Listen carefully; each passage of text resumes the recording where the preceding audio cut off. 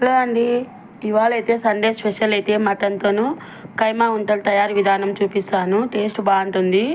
చూపిస్తాను చూడండి ఏమేమి కావాలో. మటను, దాంట్లోకి మసాలా కావాల్సినవి చెక్క, లవంగాలు, కొబ్బరి, చిన్న అల్లం ముక్క, కొద్దిగా పసుపు, కొత్తిమీర, ధనియాల పొడి, పచ్చిమిర్చి అంతే అండి. ఇవన్నీ మిక్సీ పట్టుకుందాము. అన్నీ మిక్సీ పట్టుకొని పేస్ట్ చేసి పెట్టుకుందాం. ఇట్లా మటన్ అందులోకి వేసి మిక్సీ పట్టుకుందాం మెత్తగా. మిక్సీ పట్టుకున్నాక కొద్దిగా సాల్ట్ వేసి మళ్ళీ ఒకసారి మిక్సీ పడదాము.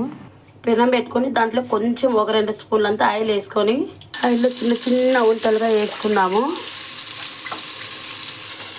ఆయిల్లో వడలదే వేసుకున్నట్లయినా వేసుకోవచ్చు, కాకపోతే అంత ఆయిల్ అవసరం లేదనుకొని ఇట్లా ఉరికే వాటర్లోనే చేసుకోవచ్చు. ఇది కొద్దిగా ఆయిల్ వేసి కొద్దిగా వాటర్ వేసుకుందాము. కొంచెము